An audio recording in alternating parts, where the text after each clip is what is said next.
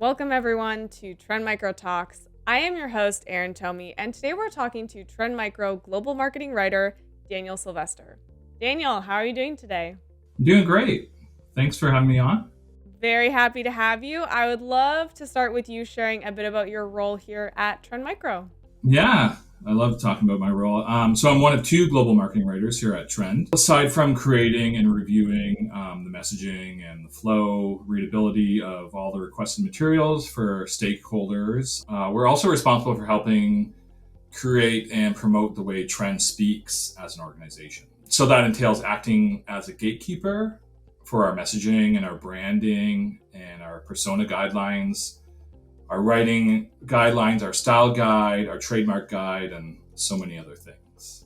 Yeah, well, outside of being a writer at Trend Micro, you have a few other passions which I feel are perfectly summed up in your Twitter bio, which is music journalist, sometime comedian, annoying vegan.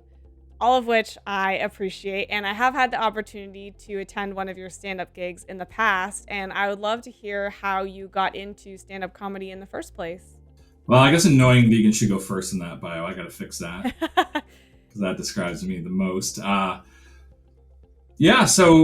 really since I was been in university, since I started university, I'm no longer in university. That would be very sad.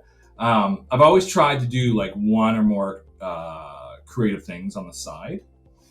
That's mostly because I'm a bit of a restless person. I'm not a big TV person. So I've always just sort of done something that was creative, to fill my time. So it really started in university. I hosted a radio show for many years through my university station. It was in Windsor, Ontario. So it broadcast through Detroit. So had a large listenership, which sort of I caught the bug right there for stretching out and doing something creative the rest of my life. After university, I was a club DJ at I guess you'd call it like an indie rock club. Meg White from the White Stripes would hang out there, and I wish I had some good stories of talking to her, but she's so quiet. She really never said anything interesting. I booked some shows for local music venues. I was in a band who went on to be signed to Maple Music, which they kicked me out before that. I own my own weekly arts and entertainment magazine. I only owned that for about 2 years before it got too hectic. And then after that, I've been a music journalist for the last 15 years. And I had like 1,200 published pieces over the last 15 years, I think. So keeps me busy. So I guess comedy was just like the final frontier, because like I went to see my friend do comedy one time, and I foolishly thought to myself, oh, I can do this, and I can do this better than some of these people up here. And then I was wrong. So, but over time I worked hard. I got myself a lot of stage time, and I kind of got close. It's been about 2 years since I've done comedy. So it's been one of the most challenging things I've ever done. It's also been one of the most rewarding. Met a lot of good people, faced a lot of rejection, experienced lots of positive feedback, and almost met lots of weird people, because comedians are pretty weird. And so I think my next move, I'm planning on moving to the world of podcasting. I bought the microphone, so we'll see. Very cool. Yeah, it's certainly something where you have to put yourself out there and be okay with receiving feedback, whether it be very positive or very negative. And it sounds like you have seen both of those, but I hope that you aren't getting that same kind of hecklers here at Trend Micro in the writing department, would be my hope. But obviously, when you're writing security-related content, comedy isn't exactly one of the goals. But I would love to hear if your stand-up background or experience in journalism have influenced or helped in your role at Trend Micro. Yeah, so the heckling is a little more subtle, I would say. It's not as immediate as when you're on stage. But actually, you hit the nail on the head. It teaches you to have tough skin. And, that's one thing when people do come on board as marketing writers here at Trend, that I really try to ask them about in an interview or whatever, is like, do you have a tough skin? Do you really have a tough skin, though? Like, and not just say that, because you have to have tough skin, right? I learned that as a music journalist, and I learned that as a comedian. Above that, though, stand-up has taught me how to approach things from a different angle.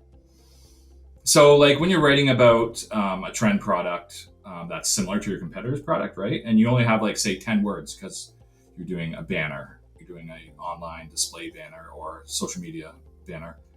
You want to catch the audience's attention, and you don't want to say the same thing everyone else is saying. So you want to dissect that message and reassemble it in a way that's captivating. And that's what comedy is about, right? It's about saying the average everyday things and turning it around, right? So there's like, I had a rule where like I tried to write jokes in stand up that were under 10 words or under 15 words. Like I was a fat kid, which made my transition into being a fat adult rather painless. You can say that in 15 words. They're really quick jokes, and they're some of my favorites. So, so you want to you want to connect with the audience by telling them what they're feeling internally, but that they didn't know others were experiencing. So like there's all these comedians now are talking about the joke about, it's like a zeitgeist thing where like you have a plastic bag that holds other plastic bags under your sink. And that's something that no one else thought other people had, right? So that's a thing that is going around in comedy right now. So like, or, like for a trend, maybe you want to talk about how you spent significant time and money on a new security tool that was built to save time and money, but you didn't realize you needed even more time and money to use it. So it's kind of like, saying something that people experience that they didn't think other people experienced. So working here has taught me even more things about doing comedy as well, vice versa. And I don't want to get in trouble by discussing how trend has influenced my comedy. Well, I think it's really cool that I know obviously I asked the question of how your hobbies have influenced your work at Trend Micro, and I think it's also cool that some of what you've learned beyond just the funny stories I'm sure you can share, there is things about security writing that you can put back into other areas of your life and your hobbies. So I think it's cool that you shared both sides of it, and I really appreciate you coming on and joining me here on Trend Micro Talks, Daniel, and I hope you have a wonderful rest of your day. You too, Erin. Thank you very much.